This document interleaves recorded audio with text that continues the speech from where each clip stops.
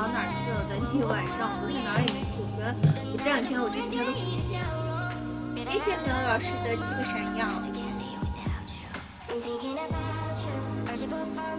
谢谢苗老师的11个闪耀，谢谢苗老师。因为这两天我从上周末就回家了，江浦还不好。老年人嘛，老年人受点伤的话，怎么可能都不太好？而且他这个腰受伤的话，估计得10天半个月才能好吧。欢迎小哥，音乐声音有点大，是我的声音有点小，是不是？因为我觉得这音乐声音已经很小了。这样好一点吧。欢迎晴天，欢迎春野，晚上好春野。对啊，欢迎小健，晚上好小健。好久不见了，对吗？好久不见哦。谢谢小健的灯牌和底料。晚上好，欢迎米卡。老年人，而且我婆婆都80多岁了，就算是已经是年龄很大的了。然后她就是如果有气无力的累了吧。然后像这种的话，肯定不像年轻人恢复那么快，都不知道什么时候能好，什么时候能就是完全就是能够那个啥。他现在走路都比较费劲儿。谢谢阿达的灯牌和点亮，就是属于是必须得有人照顾的程度，然后就是做饭这些都得有人帮他做，就是会比较那个什么，就是会很稍微恼火一点点。谢谢鱼子酱的灯牌和点亮，谢谢阿达的灯牌和点亮，不然就无聊了。怎么了？春野今天又没值班是吧？今天是值班吗？还是没值班？欢迎小猪，晚上好小猪。谢谢烟雨的灯牌和点亮。过完年我再去一趟，什么过完年你再去一趟？你过完年去哪里一趟？欢迎哲哲。谢谢我们小猪的会员，谢谢小猪的会员，谢谢小猪的会员，谢谢小猪续费的会员。失踪人口是因为最近有事情，最近。谢谢试完的灯牌和点亮。经常回去吗？应该会吧，就是应该会去吧，应该会经常回去一下吧，因为没办法呀，就是你得经常回去看看才行，不然的话就是还是得回去看看，多回去看看。欢迎星辰，欢迎云峰。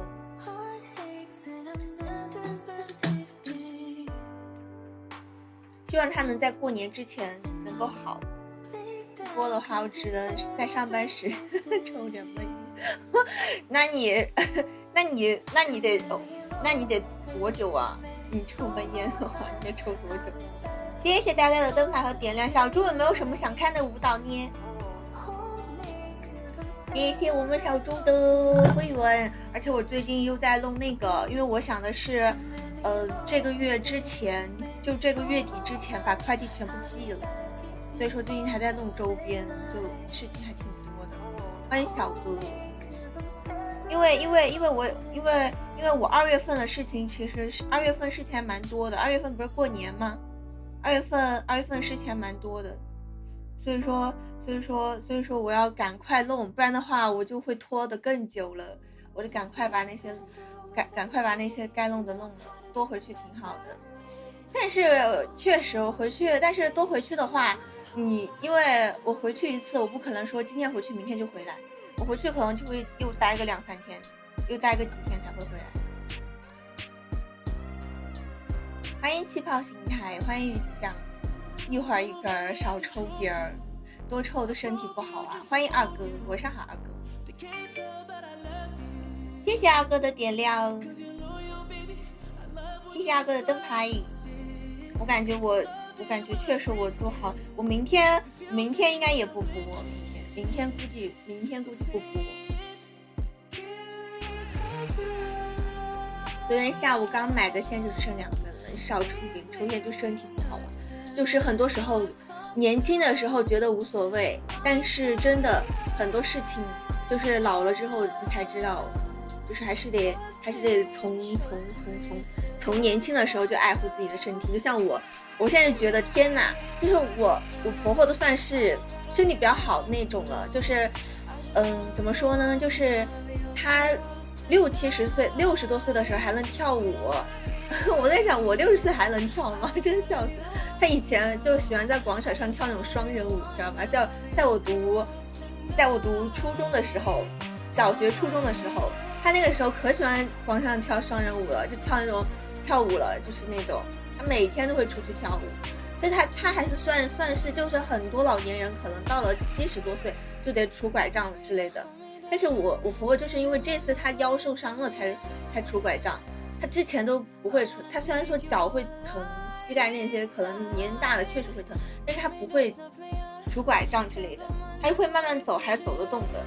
我感觉我要是我70、80岁，我肯定走不动了。我感觉我现在20多岁，我就膝盖疼了，我都不敢想我老了之后怎么办了。对啊，我现在都觉得老寒腿了，那还敢想以后？欢迎蛇年，谢谢之江的灯牌和点亮。对呀、所以说就是多回去一下。欢迎小土豆，谢谢蛇年的灯牌和点亮。但最近我明天是因为其他的事，但最近几天应该是不会回去的，这周应该是不会回去，下周的话再看。下周看看情况。欢迎花落，谢谢花落的灯牌和点亮，欢迎。晚上好呀，花落，欢迎关同福，谢谢老关的灯牌点亮，欢迎小土豆。又偷了好几天了来，不是我回家了，但是我没有在群里面说回家了。哎呀，我耳机要没电了。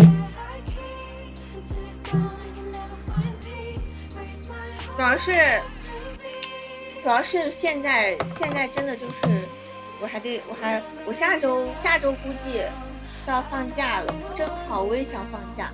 我下周估计会去他们那儿玩，下周我跟峰姐估计会去他们那儿玩一次。主要是最近直播也是，不知道为什么到了年底就感觉没有激情了，可能也是因为没什么流量吧。欢乐谷，对。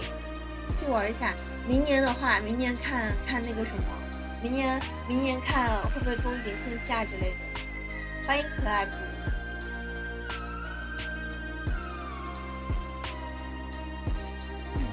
欢迎水表。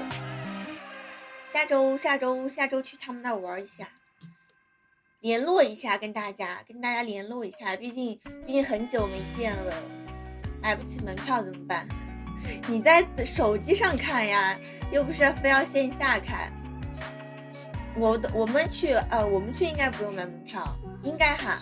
他今天反正应该会那个什么吧，就应该会就是说那个号码就可能会帮我们报备一下，应该就你昨天的视频不行，那是前天的视频了，隐藏了吧？等我发下个视频的时候隐藏吧。我也不知道为什么发那种宅舞视频就那个啥。欢迎847，欢迎倔强的自己，不懂咱就是还得跳摇子舞什么。欢迎棉花糖，你们可以那个可以直播间看，就是如果有机会的话。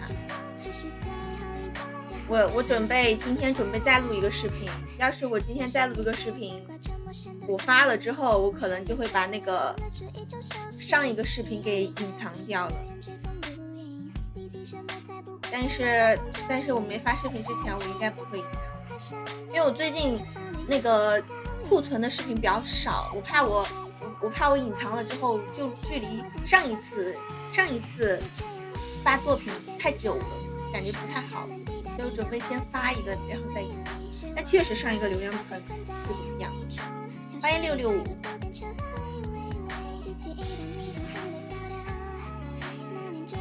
完了，我的指甲全劈了。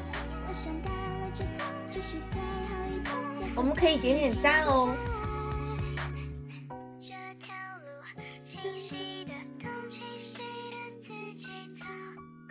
谢谢言语的闪耀。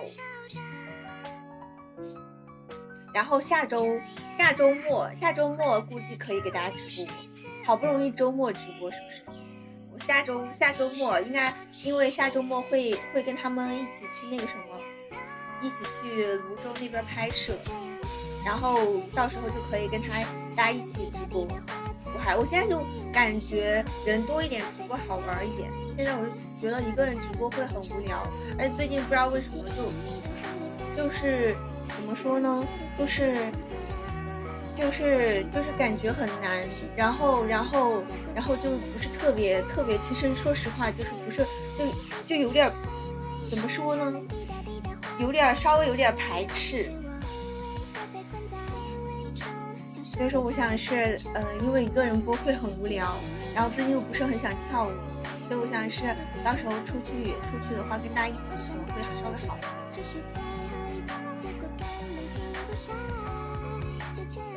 腻了不是腻了，可能是因为最近状态不好。我感觉这个月开始我就很少跳舞了，我确实都没怎么跳舞，就直播间我都不怎么跳了。虽然说也感觉也没有什么学的什么新舞，但是其实还是学了一些，但就是不是特别想跳，感觉一个人没意思。其实也不是说一个人没意思，就是不知道怎么说，确实可能一个人直播没意思吧。看，所以说下周应该会好一点点。下周的话，下周周末的时候，就下周的事情可能会稍微多一点。下周周末的时候，周五就会去，然后周六周天2天，然后在泸州拍视频，那边文旅的视频。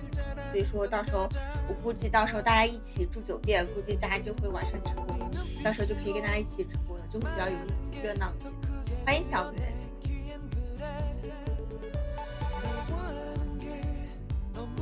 欢迎111，我的指甲，欢迎子龙，别内耗，我笑了，我感觉还好。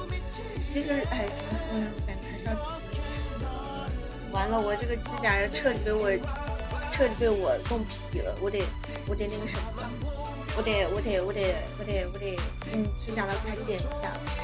遇到啥事儿了？没有遇到什么事儿，都快成留守人员了。为啥小圆怎么快成留守人员了？但说实话，我也不知道为什么最近就是也不是很想跳。欢迎坏男孩，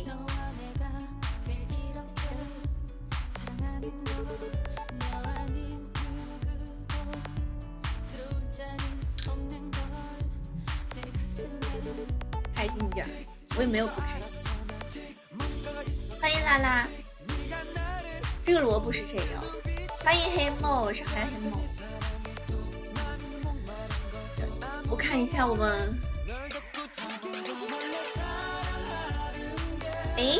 今天为什么龙姐都不在？我最近游戏都没玩，笑死！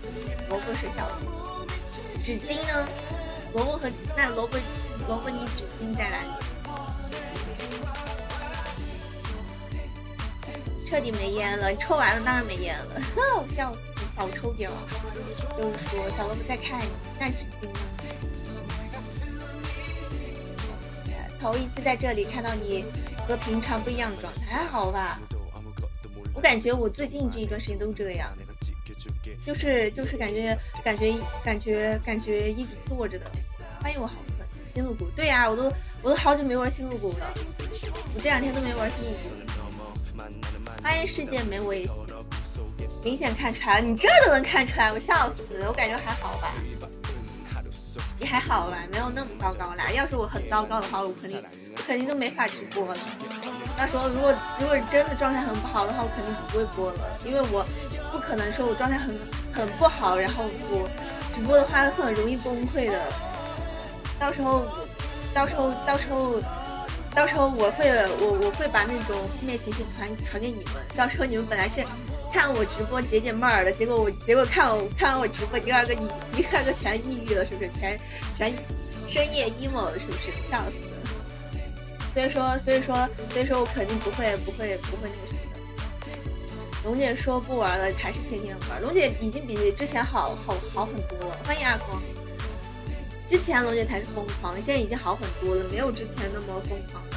我最开始，我上上周很疯狂，我上周每天都会玩2-3个小时，然后我这周没玩，上周末也没怎么玩，就这2天没有怎么玩，感觉没什么意思了，怎么办？游戏都没意思了。谢谢白白的点亮和灯牌，感受得出来，真的吗？小圆，这你都能感受出来，很播了，那没招啊，那没招啊，我总不能，我要是再不播的话，大家会把我忘了吧？欢迎主播 ，OK， 欢迎南瓜。要是我长时间，要是我什么，要是我1个月不播，或者是2个月不播，大家可能就不知道这样是谁了。欢迎苍龙。到时候就是什么？到时候就是新的妹妹来顶替我的位置了，是不是？笑死！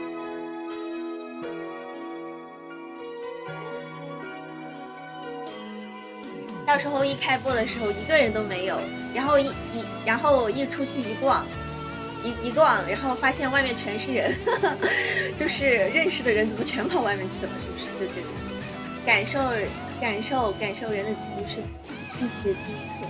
认识确实，小圆不知不觉都认识了1年多了吧，1年半了，2年了，数数看。什么狗狗呢？狗在我后面呀。来，宝，起床1个夜，还没那么迟钝。邪恶老狗，老是把脸都睡歪。狗狗在这儿呢，我还没迟钝到那个地步。对，差不多快2年。谢谢狂少点赞。他老是把脸睡歪。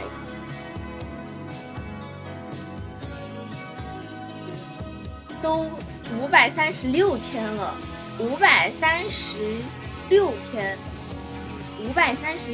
是多少？1年多是不是？春野，为什么你说认识我536天，但是你看吧，这就是你为什么你老是不跟我说话，就是我都不觉得我们认识了这么久，你可能前期也不怎么跟我说话，所以说导致我感觉可能咱俩也就我感觉的天数可能和你觉得的天数是不一样，所以说你应该多跟我说话。欢迎812，春野，你可以点亮一下，你点亮一下你的牌呀。欢迎E，每次都是黑黑的，603天了，哇塞，603天，那是不是快？再过一段时间要2年了。我后面因为工作很少来这里。虽然说小圆很少来这里，但是可能是因为之前那个怎么说呢？之前认识的比较多一点吧，就之前欢乐谷啊之类的，所以说就算你很久不来，我还是知道你。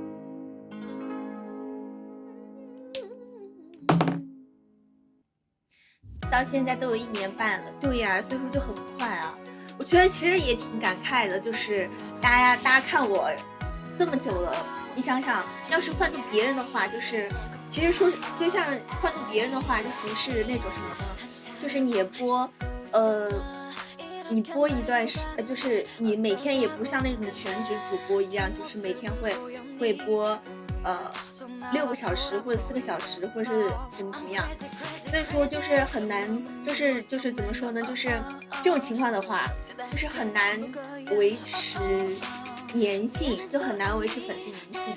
说实话，像我这样，去年还好，特别像今年，就很多时候都是1个半小时或者是2个小时这种。但是而且到后面又没有什么流量，到后面又没有什么流量，大家还看我看这么久，属实是太感人了。你这几天干嘛去了？我这天回家了，我婆婆身体不好，然后回去看她了。老实续灯牌吗？为什么不要老实续灯牌呢？为什么呢？至今未见到真人。我也想要说试是吧？应该从第一次天津那波就认识我们，到现在还没有见过真人，但也太可惜了。看后面有没有机会？哎，后面如果明年的话能够多去一点北方演出的话，估计还是会有机会的吧，是吧？又不回我，什么又不回我？我回你啦！我说那个呀，我说最近回家去了。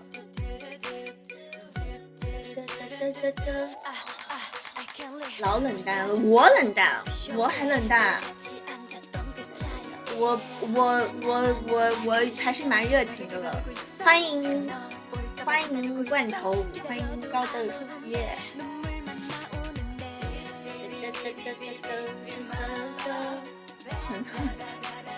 好久不见呀，高的数学。我是那种念旧的人，我也是念旧的人，我也是念旧的人。其实念旧的人，不管是对人还是物，就比如说很多东西你就舍不得扔，断舍离，断不干净，你就会家里面东西越堆越多。我就是会，我是一个挺念旧的人。我就是很多以前用过的东西，对我来说很有意义，或者是它能让我想起以前的事情的东西，哪怕烂成碎片了，我都会留着它。我也不知道我留着那个废铜烂铁干啥，但是我就会留。在南方，在南方那属实有点没招了，因为我感觉南方我到现在为止，我感觉我接的活动最南方的可能就深圳了，没有比深圳更就是，而且只接过一次，就好像再没有接过南方的活动。小健去哪里啦？小健，南方就不去，不是不去，是很难接到南方的活动嘛。而且今年今年后不是我又跟他们拼好团了吗？今年后我又跟那个他们跟老杨他们合作那个团嘛，就是有商演，就接商演的团，更恼火，就接的全是四川省内的，都没有出过川。你看看最近几场活动全都是四川的。离我近一点，我也想江浙沪、浙江。我刚加入团的时候，浙江倒是去过好几次，但是后来就去南方去的少，感觉机会更少一点，不知道为啥。南方那种大城市多，为什么机会少？感觉北方机会稍微多一点点，不知道为什么呢？错过了都哭。对呀，就很可惜呀。就唯一去过南方稍微南方一点的就深圳，然后其次就是浙江。就是杭州了。南方我就去过这里，就参加活动哈，不是去旅游。就南方参加活动的话，可能就去过这两个地方。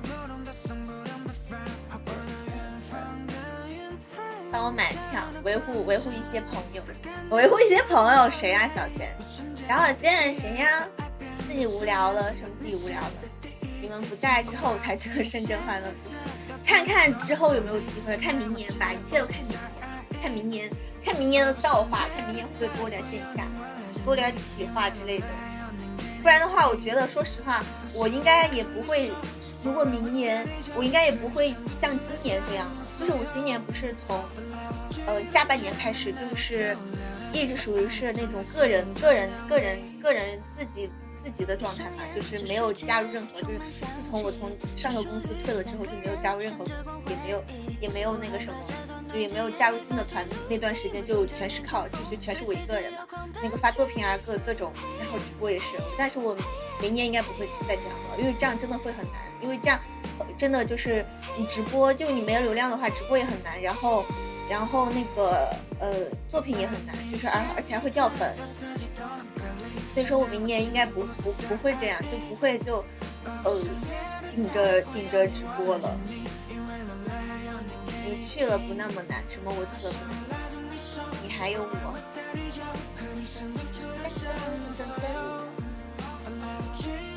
下周去实习，对，下周跟峰姐去。这周峰姐太忙了，这周她后面还要去西安。哦天哪，她真是行程安排的妥妥的，没电了，一会儿见。好多刚才说过完年会去的。你要去哪儿过完年？小健，你过完年又要去哪里？我刚刚在洗漱，没听到，啥时候来北京还不知道，就是明年看能不能有机会吧。说实话，我不敢跟你们保证说我一定会去，但是希望明年会有机会去吧。而且我不知道，而且主要是我又怕很多行程安排与这边拼好团这边冲突，所以说我都不知道，到时候权衡利弊一下，就是说真去啊。怎么了小娟？你还没有说你过完年去哪儿呢？你过完年还要来成都吗？这是你平常无聊叫我们天天一起玩。我平常我最近其实还是没有那么无聊的，因为我前段时间不是在家嘛，在家然后陪我婆婆，然后我最近还要弄周边，因为我想把周边赶快寄了，所以说其实也没有那么无聊。因为我不想让自己太无聊。如果我太无聊的话，就是无聊有一个点，就是就比如说，有一点点事情做的话还好一点。如果你完全啥都没有的话，就会太无聊。太无聊的话，就是人一旦无聊的时间太长了，太无聊的话，没有事儿做，就会很焦虑。所以说我一般我会把事情匀着做，就是会每天都有事儿做的那种。我跟1.0聊聊，你跟1.0聊什么？到时候我们还没有商量好什么时候去呢，就是具体是哪一天呢？你跟1.0聊干嘛？你要让他干嘛？到时候如果真要去了，如果下周真要去，我应该会提前1天告诉你们的，就会提前1-2天。我可能下周一，如果比如真要决定哪天去，我下周一再告诉你。做梦我都想讲来青岛属实是没有参加过。说实话啊，青岛真没有参加过活动，还是有去。小健，我想自己拿不想等。你想自己拿什么？你自己拿什么？真的，我东西都还没有到，我现在还在制作当中呢，还在制作当中。天津适合我，希望看看明年吧。明年如果说明年，如果说明年真的活动也接不了的话，那可能真的就要步入社会了。你无聊指的是这个，那别的多找点活干。我就是想多找点活干的，但是哪有那么多活？而且说实话，其实很多资源，就除非你是那种特别，就是你有100万粉丝或者你影响力特别大的，其实很多都是靠自己去接，然后很多你还不一定接得了，就如果你报价报高了还不一定接得了。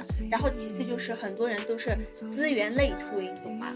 就是比如说我跟你合作过，然后我很喜欢你，然后我们俩关系很好，然后下次合作我还会找你，就是那种资源内推，就跟上班一样，就资源内推，它不会往外流的，就是但凡有这种资源，包括成都二次元，其实成都二次元就是很小，就漫展啊这些，其实那些甲方主办方兜转转，其实大家都认识，就你可能没见过没有合作过，但听说过，就这种。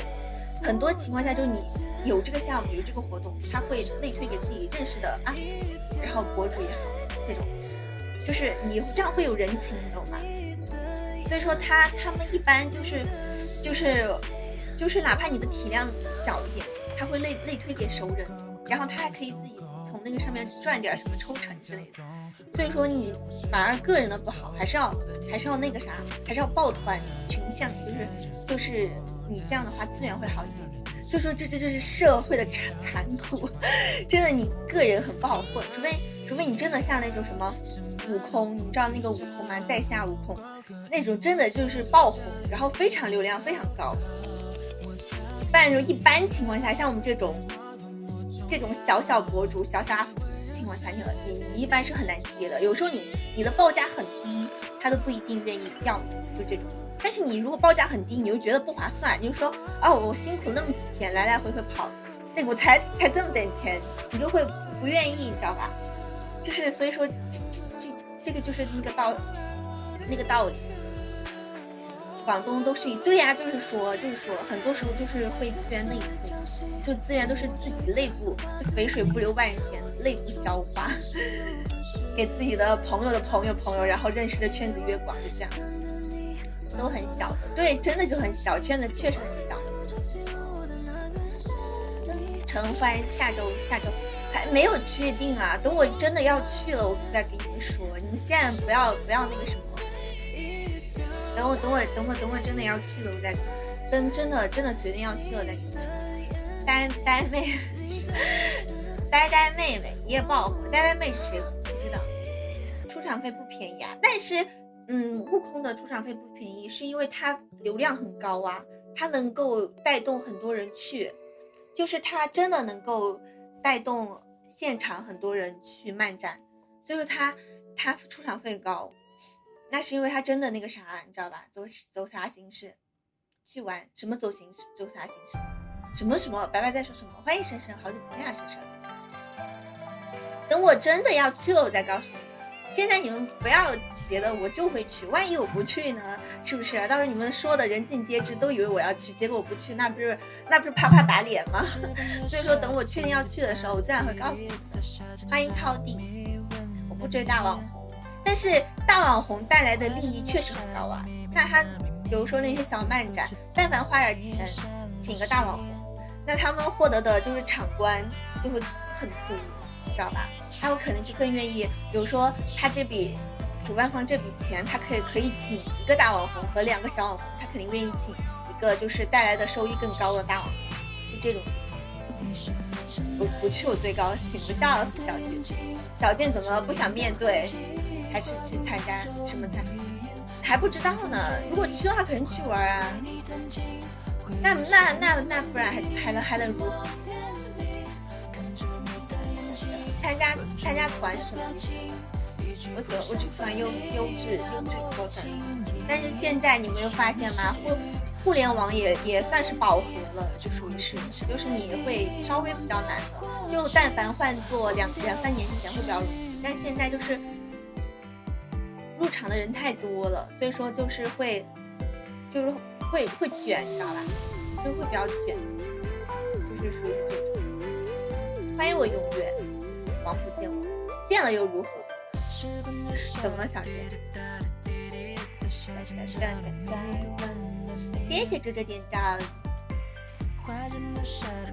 所以说，其实你们看那些经常接活的 coser， 或者是他们其实粉丝也不是特别多，也没有说什么100万粉啊什么的，可能就10多20万，可能就30、40万，但他们的活就很多。其实说实话，都是那种资源，都是要么就自己找的，要么就是有那种专门的群，要么就是朋友介绍的这种，就是自己接，自己那种群里面自己对接，然后要么就是介绍的那种。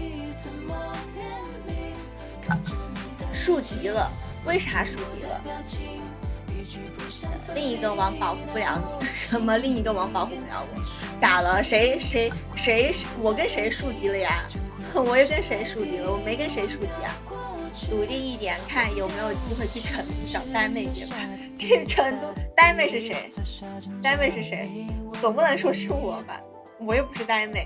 欢迎20总吧，欢迎主宰。所以说看26年，如果实在就是说，这个也接不到什么比较好的优质线下活动的话，可能像我现在跟他们那边接那个拼好团那边接的都是接一些散单，就比如说这场活动凑不齐人，然后你就去，然后这场活动，然后你想去，你也可以报名参加这种。但是它不是那种活动，就是每个月会有，但是会很少。就比如像这个月，我之前以为1月份活动会很多，结果到现在为止可能就下周有一个拍摄，然后月底不知道有没有。所以说真的很多时候只要没签合同，一切都是假的，口头约定永远不算数的。游戏大网红不认识，你树敌了，你跟谁树敌了？有没有机会去成都？还有第2个单位，我笑死了。叔叔来成都，你是那个啥？你是来旅游吗？还是什么？专门来成都，然后参加那个世界线，是不是？噔然后顺便找我拍，是不是？谢谢哲哲点赞，欢迎永江。小健怎么又树敌了？你怎么老是树敌？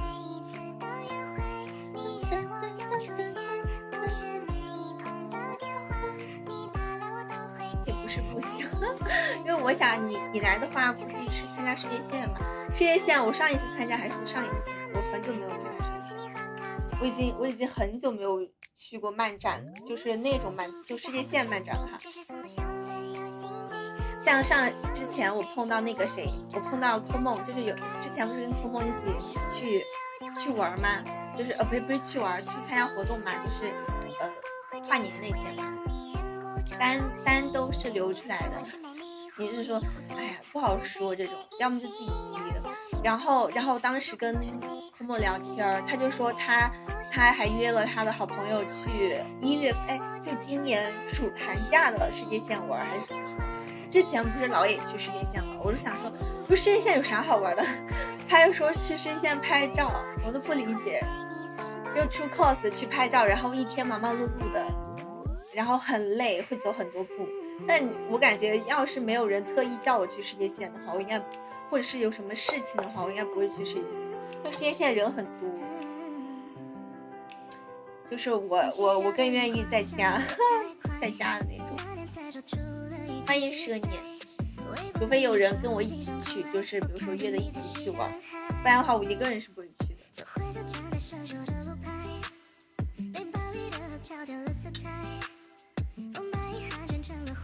当摄影可以去当摄影模特，当摄影模特有什么要求？我感觉我感觉我不够格吧？你举手干啥？你举手干啥？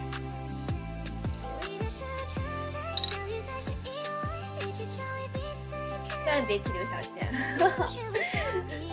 欢迎冰淇淋。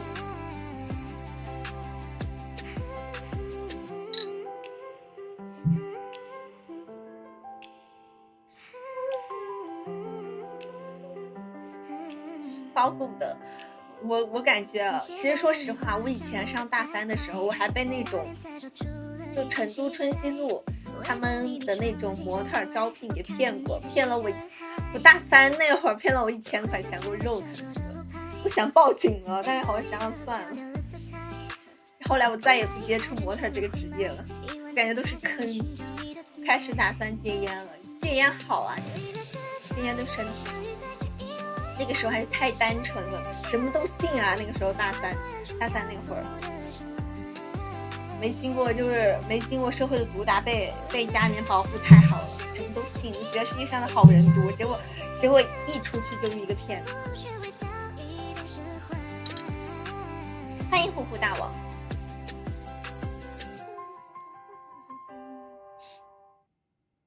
晚上好呀，皮皮猫。证明已经失败了，又开始证明已经失败了，我笑死了。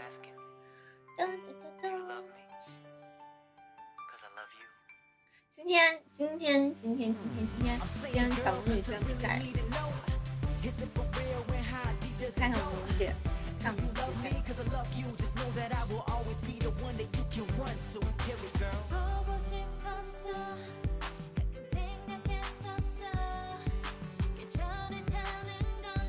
果然不在，就是说都没看见他，已经失败好多回了。我感觉应该很难吧，戒烟跟戒酒一样都很难，我感觉。现在我们这边摄影课就找了很多四川的二次不知道啊，反正我感觉广州那边会稍微容易一点，四川这边其实说实话还是浓度没有广州那边浓度高。这边还是会比较难，而且我其实说实话，我平时很少 cos， 我今年可能就 cos 了那么1-2次，我平时很少 cos， 所以说让我去当那个 cos 模特的话，还是会有点难。我感觉就如果是去什么JK 裸裙的话，可能会好，JK 就可以，那行。因为我感觉我的舒适区还是 JK 裸裙。感觉 cos 不是我的舒适区，因为我感觉很多角色我 cos 不好。欢迎白玉堂。有啊，今年3月份的时候，不是 cos 的那个梅林吗？就是那个魔法小樱里面的。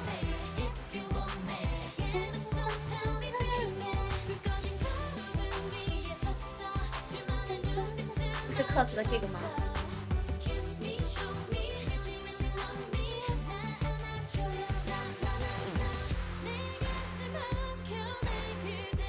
还 cos， 他欠多少都不知道了。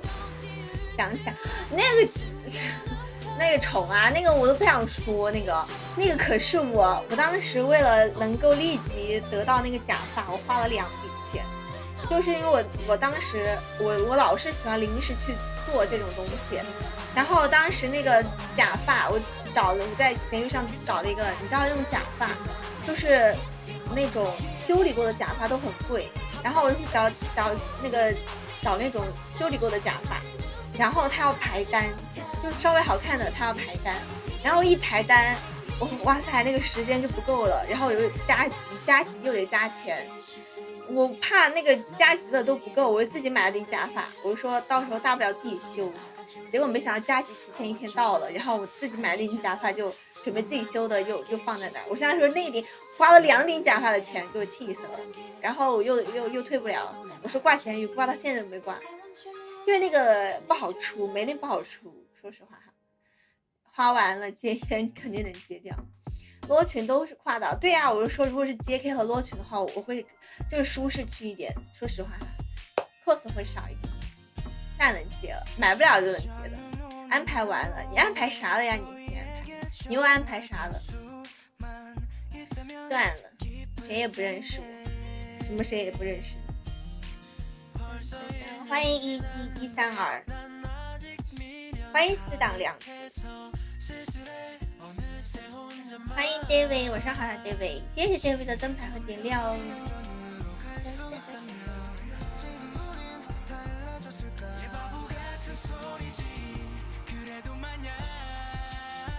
他们是谁不认识我？没关系的，小姐，到时候我们就算去也是去玩的，肯定大家都不会 Q 你。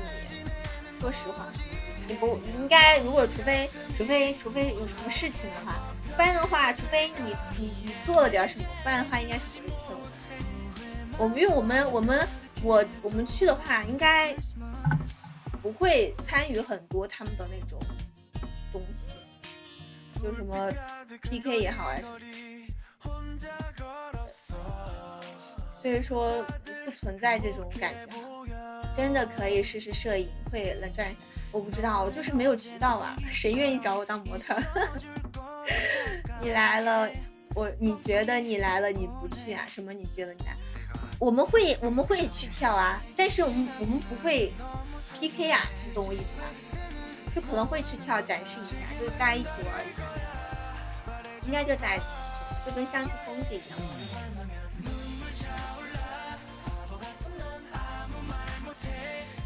我还没有见过他们的，我感觉我要是去，我肯定 I 人属性大爆发，我肯定 I 人属性大爆发，我又不敢说话。看到一群漂亮妹妹，我就是那种，如果他们先跟我说话，我就会说话的。但是我应该也不会，毕竟还是认识一些，虽然说现实中没见过，网上认识，所以说，但是我感觉我怕我到时候爱人属性大爆发都不敢说话。谢谢九九点赞，你说我认识刘小健就够了，好好。我又不能在直播间说呀，而且我在直播间说他们也听不见。你去我陪你。我去，你陪我有什么用？我肯定是跟他们一起啊，但不过还好，因为我这次是跟峰姐一起去的，所以说我感觉应该还好。到时候跟小峰一起这样去的。好，都晚安花落，晚安。对呀，对，是的。到时候我肯定就跟认识的人挨在一起。我就是这么的，就是对待陌生人就很社恐。谢谢宝的奶茶的灯牌闪耀，谢谢雪饼的灯牌闪耀。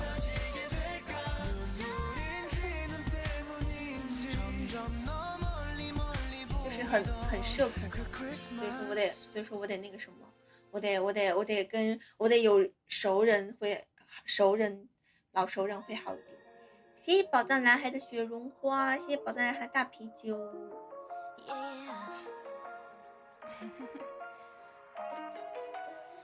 一会儿说别提你，一会儿又说认识你。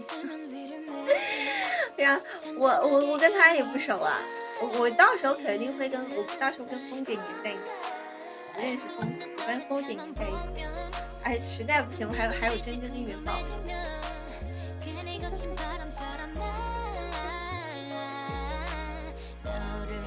没事儿，我感觉大家应该都是很好，很就是相处起来很容易的女生，不会有那种很苛刻的人，应该也不会吧。所以说我感觉应该大家应该相处的会很好。为什么？我觉得大家应该相处的会很好，不会有这种。谢谢哲哲点赞，欢迎加赏。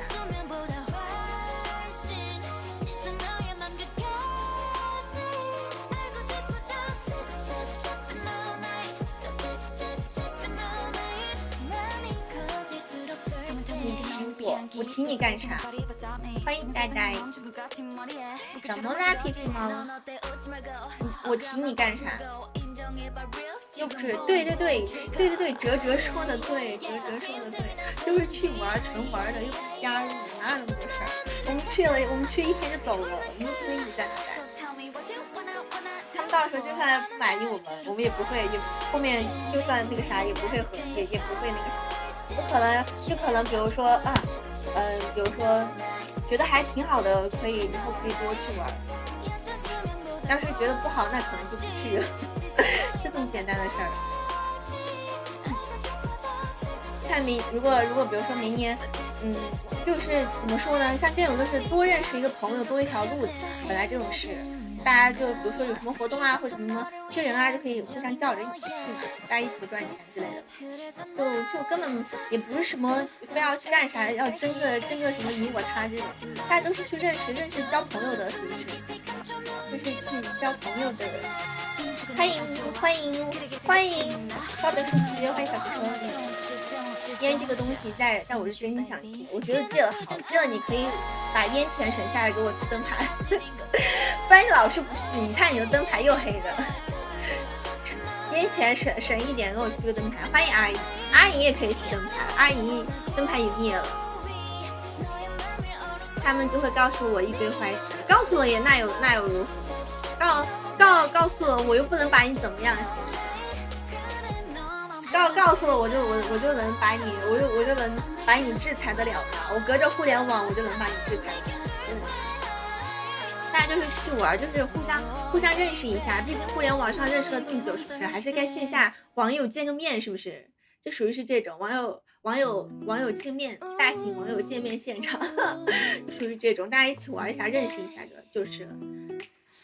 哪有那么多事儿？没有那么多事儿，你们不用担心你们自己怎么样的。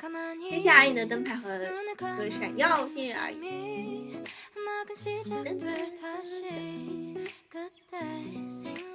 网友见面社恐，对，你走了，小健去哪儿？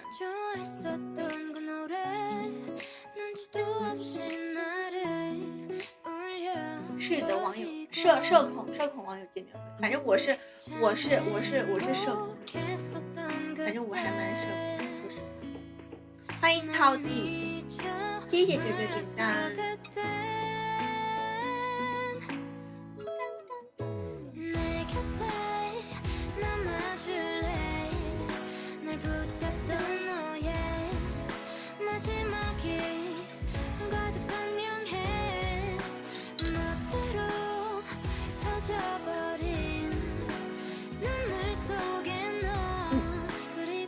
谢谢罐头点赞，还要续灯牌的吗？咱们不说，看你们很多灯牌都面都是灰灰的。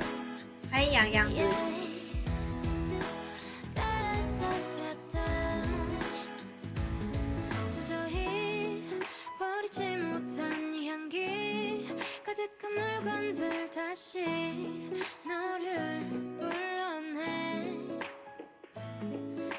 在清理这个账号，你在清理这个账号，干啥为啥清理？你在清理啥？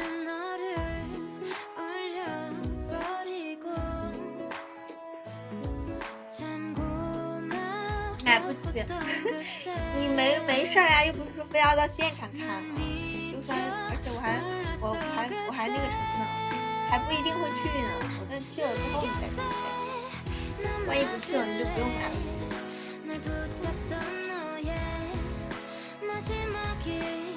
谢谢高的数学的点赞，到时候你就那个什么，你就那个叫什么，你就那个手机上看啊，可以直播看。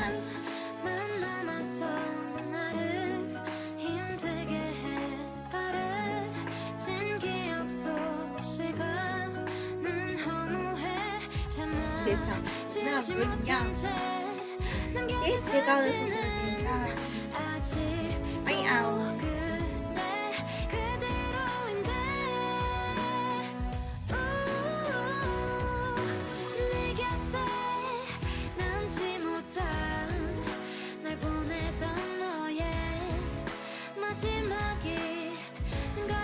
大差不差的，还不知道呢，等下周再说吧。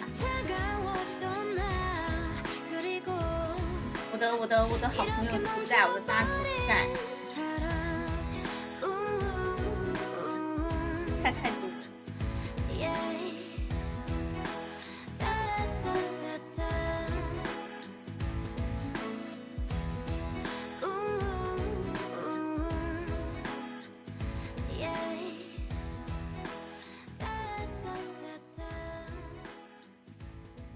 欢迎凤舞9天。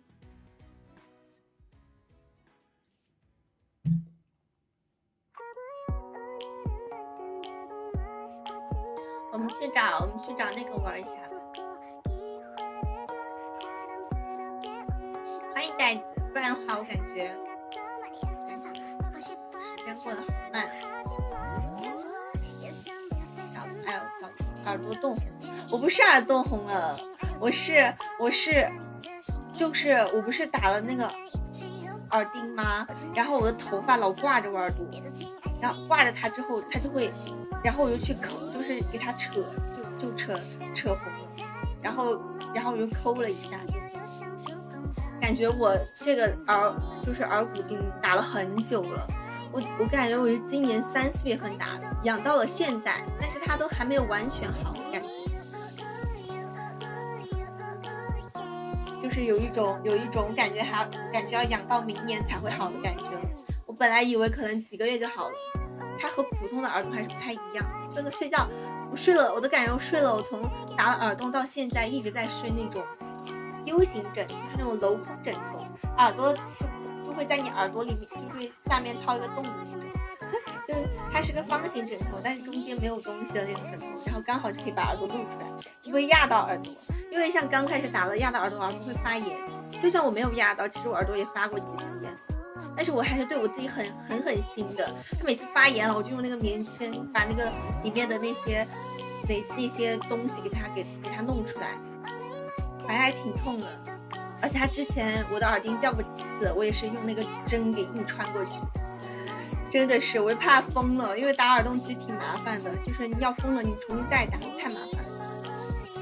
所以说我说吃苦一吃就吃完，不要吃完了之后然后再吃一次，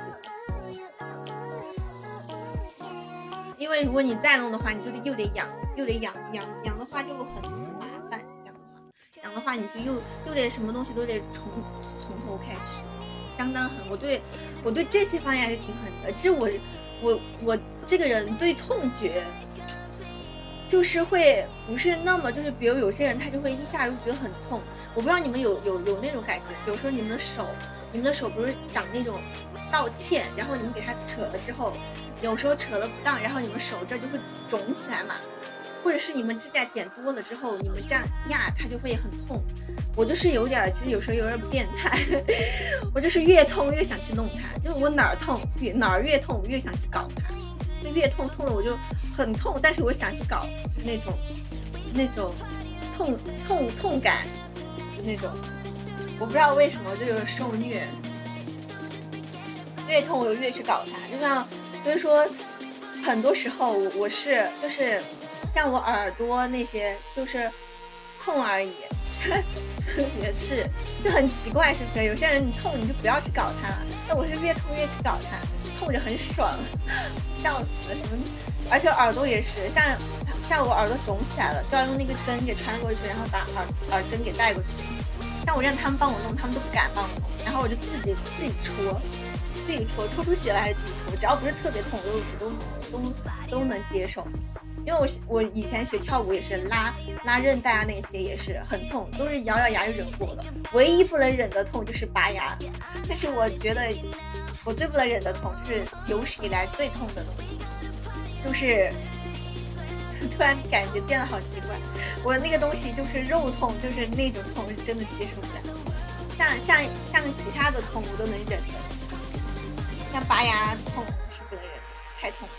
我之前说拔牙，我到现在还没拔呢，我还没有想好怎么拔牙。欢迎新的一天。拔牙真的好痛，而且打麻药也痛，我感觉打针还好，但打麻药很痛，打那种打针打在脸上或者那种敏感的地方就会很痛。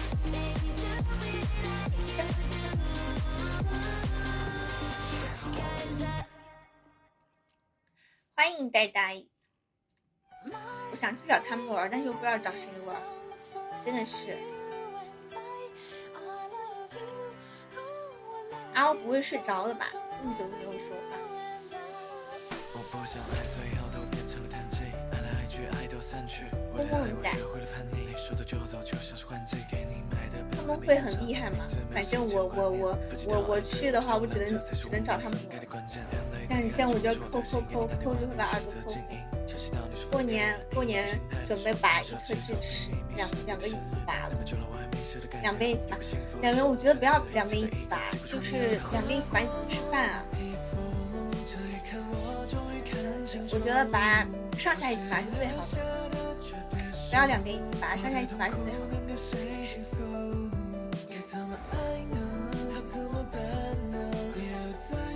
中间吃，我笑死了。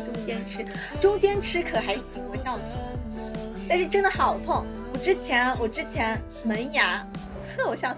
我之前拔牙就是拔我上面那颗，我拔的是右边上面那颗。我本来当天准备上下一起拔的，就拔上面那颗。那个医生不知道是什么新手还是什么，他给我打了一次麻药没拔下来，然后又给我打了第二次麻药，硬给我拔下来了，我痛晕，差点晕在那儿，太痛了，真的是无语。而且打麻药也好痛，打的牙龈上，所以说我当时就果断我说拔一颗就行了，我就没有拔下面。但是下一次我准备长痛不如短痛一起拔了，上下一起。但是我的下面那个拔了估计脸会肿，因为他说会缝针，所以我到现在没拔，因为之前都准备要拔了，但是我怕它影响我工作，就是因为之前会有活动嘛，怕到时候拔了之后没有消肿去参加活动脸就是糊的，所以说就没有去。欢迎小圆，找一个时间没有活动，1个月或者是连续2周、3周没有活动的时候去拔。人都走了，不知道睡觉去了吧，估计是。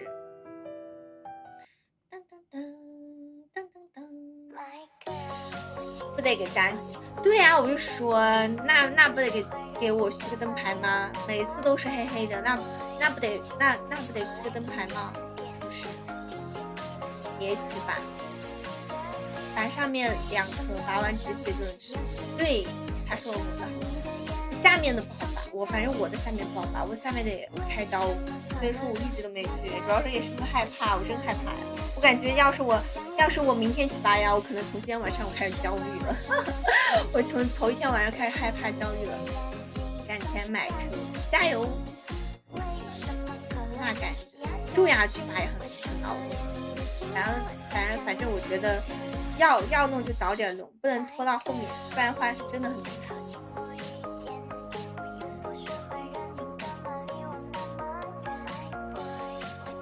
夏天容易高血压。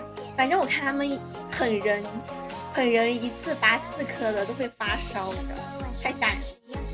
而且很多医院不允许，可以去华西，四川就去那种大医院华西可以拔。一言难尽。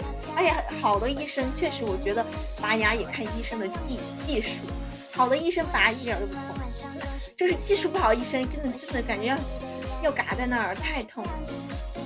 所以说还得看医生，但好的医生又很难预约，就是一个死循环。是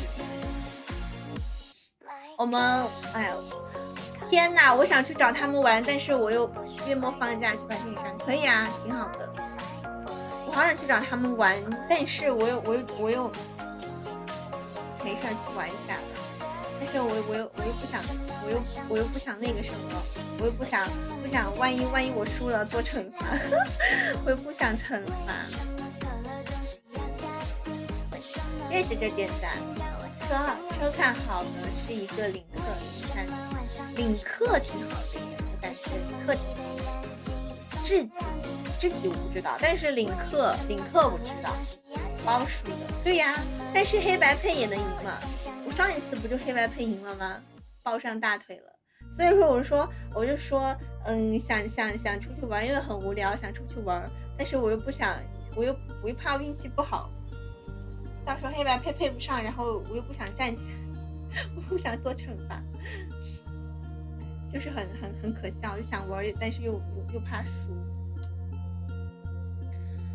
兰德赢了，我哪有？我怎么不记得上次兰德赢了？我怎么没印象啊？我觉得他每次好像有一次黑白配是不是赢了他？有吗？我为什么感觉每次都是他赢我呢？欢迎塔子。可能是因为他赢的次数比较多，导致我都有点记不清我赢过他了。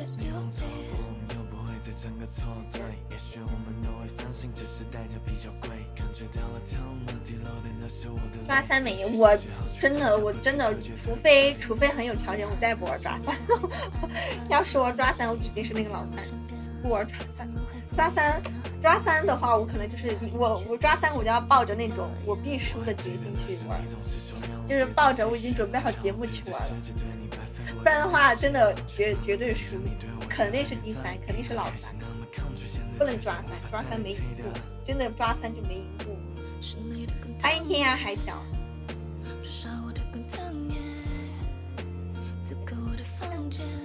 感觉我这耳朵这个耳洞这怎么越弄越痒，感觉它已经肿起来了。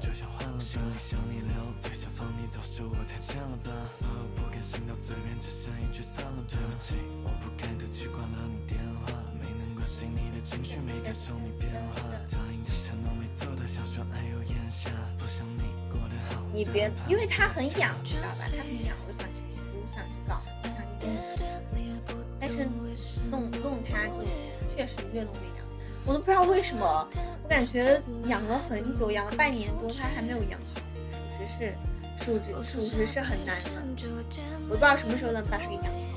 入式耳机就是这样的，不是我是说耳洞，我打的耳洞，就我打的那个耳骨上面的这个。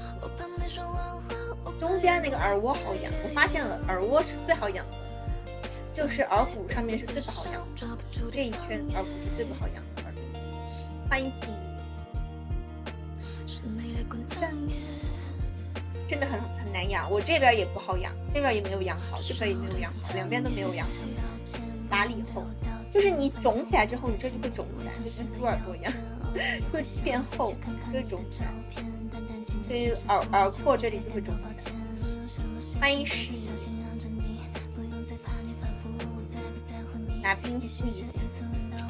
等一会儿，感觉一会儿我去滴一个那个左氧氟沙星，等一下还是好。那是滴眼睛的抗生素里面有，好像是说这个滴了就会好，感觉很有用。每次耳朵发炎就用那个，一会儿滴一下，明天就好了。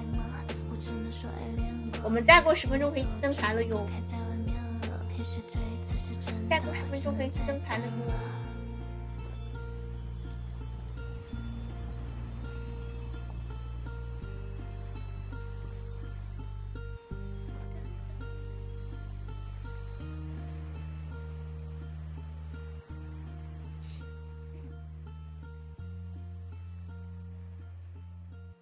欢迎南瓜。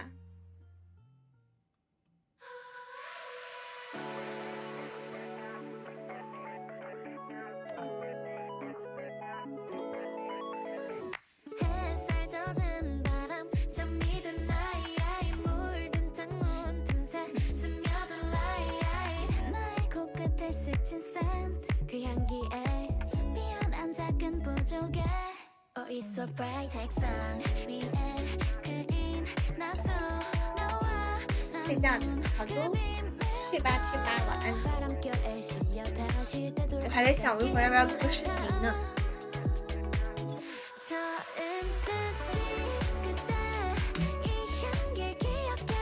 谢谢四川的本次分享。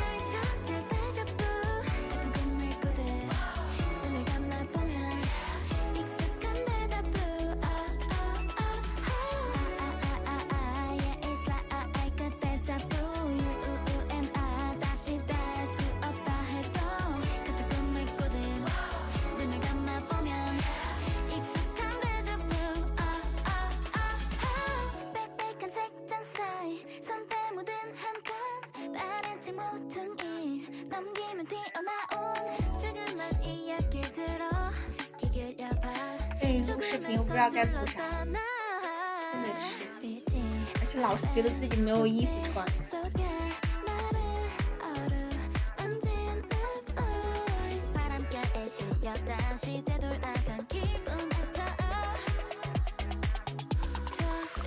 欢迎无言。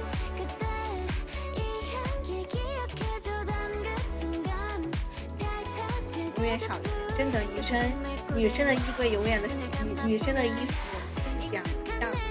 其实我的衣服已经很多了，我衣服已经感觉我一个人我放一整个衣柜都放不下了，就一个人我不知道我哪来那么多衣服，但每次像很多视频那些衣服，就是穿了几次，录了几次之后你就不喜欢了，就不好看，不想穿，然后又想看新的。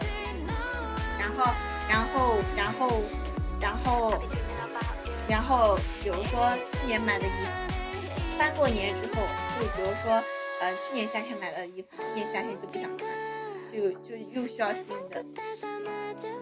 换衣服频率太快了。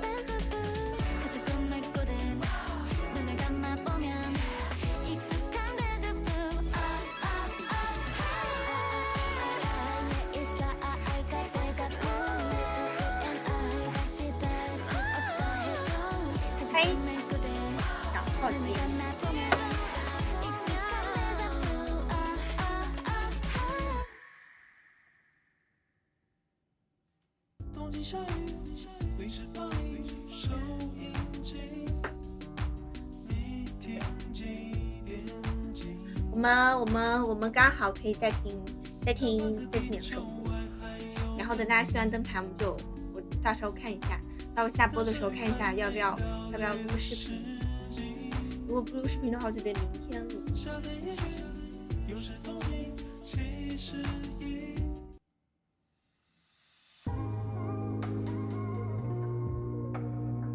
但是我又不想明天录。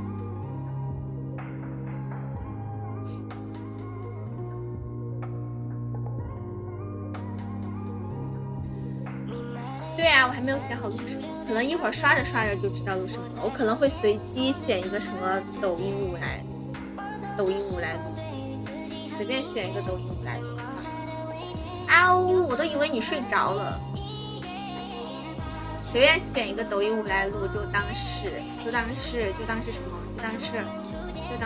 那个什么？就当是水视频了。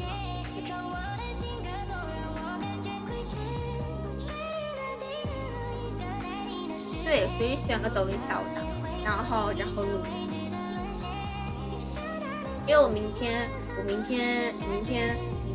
如果录的话，我还得化个妆，太麻烦了。在等续灯牌，没质量也没招啊。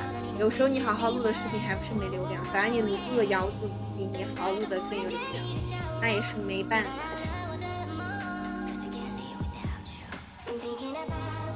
不懂他这个流量算法是怎么回事。我之前录那个那个雪，一个宅舞是魔法那个真实魔法的雪，那个宅舞的视频，当时他录了之后流量不是很好，但是抖音他给我推送成了那个精选视频，因为我也不知道为什么，其实我录了很多期瑶子舞，但是我的标签还是二次元，咱也不懂。然后因为录的是宅舞嘛，他就自然把我规划到二次元里面。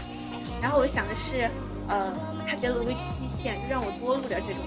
然后我录了呢，他又流量又很少，就很无语。你看我像上一次录的那个什么那个宅舞，就是因为他是把我规划到那个二次元里面的，我就不懂啊，我真不懂。我想说好好录点宅舞呢，结果流量很差呀。蹭热点，每次不是都有热点，也不一定能蹭上，就确实可以蹭热点，但是抖音上的热点视频都是瑶子舞呀，所以说没办法，还是得瑶，所以说就没办法去录那个宅舞。他当时还想让我就多录几个那个就是那种精选视频，这样的话我就可以加入他们的那个什么精选什么创作，搞不懂。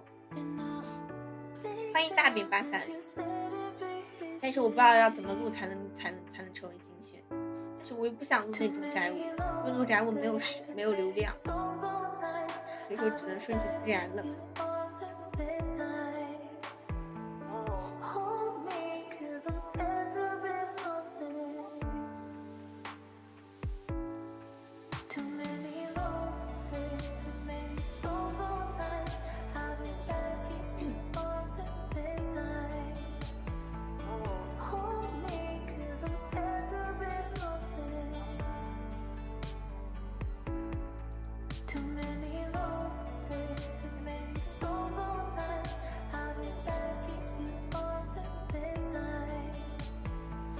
先换一个歌吧，换一个歌，该蹭还是得蹭，确实是如此。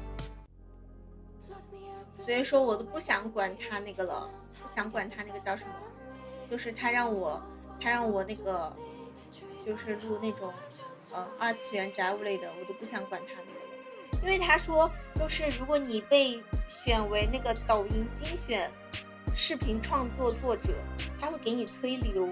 所以说我就想的是可以多发点那个二次元的宅舞，但是每次发流量又很少，所以说还是得摇。我们可以续灯牌了，友家们可以续灯牌了哦，谢谢我们高等数学的灯牌，谢谢鱼酱的灯牌。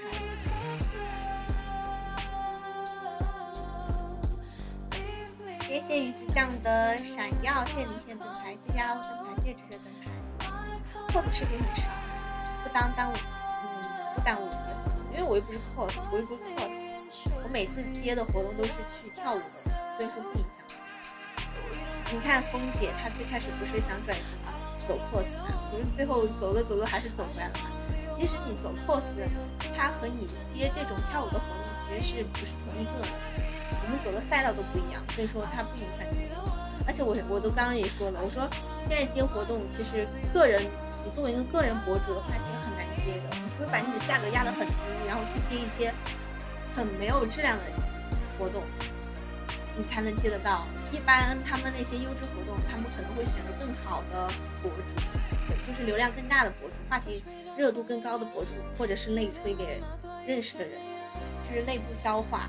就你自己作为一个个人博主，其实很难推，很难接到的。所以说我说我现在其实也无所谓，因为我现在抱团了，跟他们一起的话就比我自己接好接多了。压低，对呀，就是说压低没意思啊，所以说就是也不能什么活都接吧，就这种。但是你高的话，别人就不会找你，很难接。说实话，确实很难接，就个人的话。而且我不知道你们知不知道，就有一次我刷小红书还是对啊，就是拼好团嘛，就是跟他们一起会好几。我之前刷到一个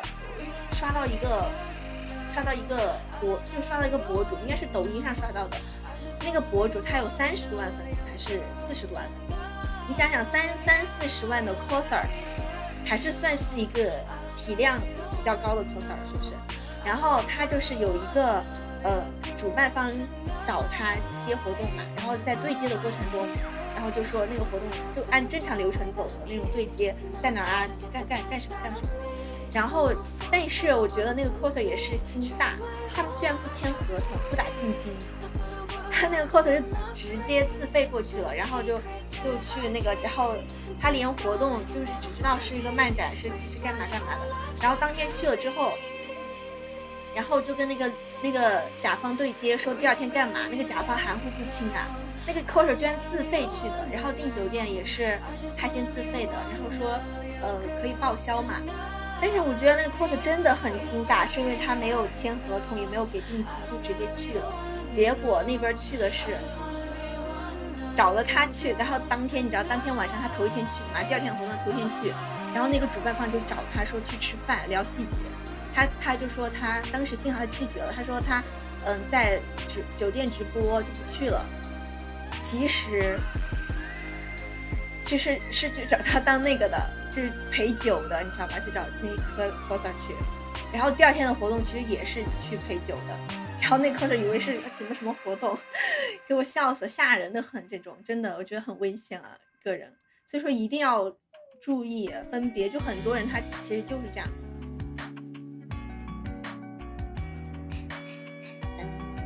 欢迎晨晨最可爱。还有要去灯牌的吗？我们可以去灯牌的哟，谢谢深夜的灯牌，谢谢大家去灯牌。所以说其实很多时候去参加活动，一个女生去很危险，真的。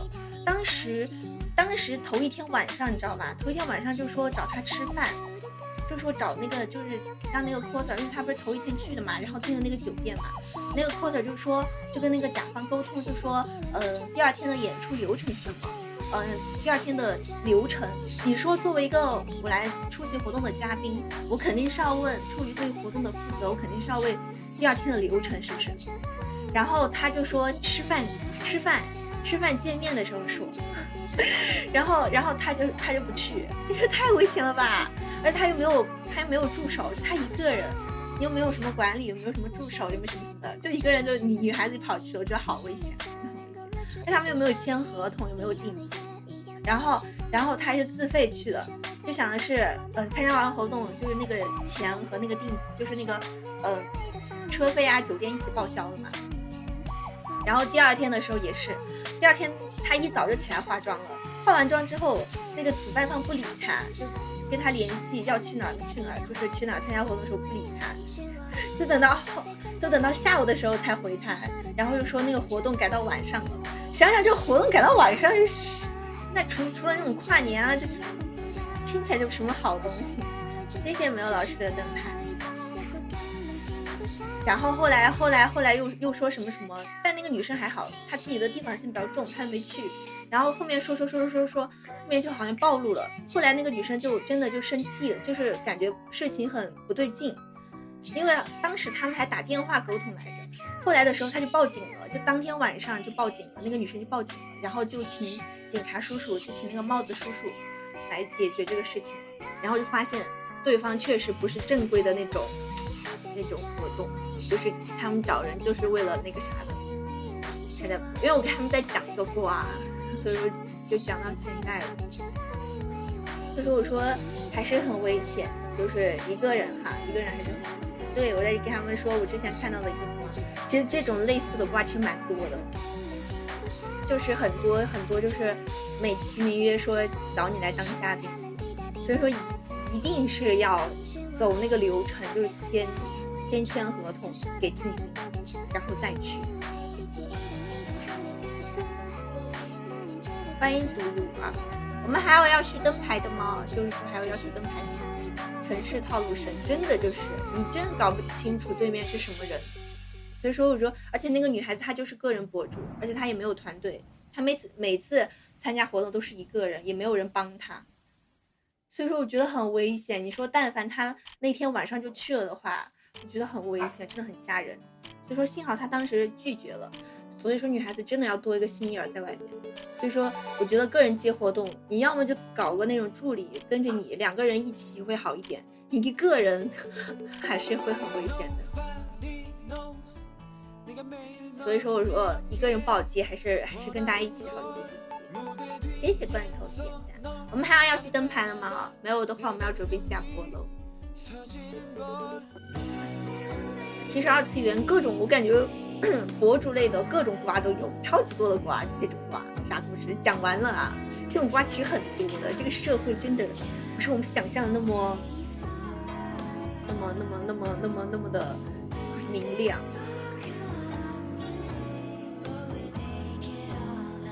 灯牌没灭，真假的？不高兴，居然1个月不灭。还有要去灯牌的吗？没有的话，我们要下播。对呀，可以。对呀，春妍有一直在吗？你是不是看了一会儿又走了？你有一直在吗？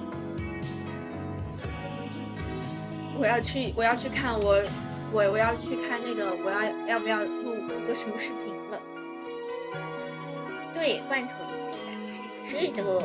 好了，我们准备下播了，家们，大家早点休息了。谢谢独一无二的灯牌点亮。然后要是灯牌的吗？没有的话，我们准备下播了，家们。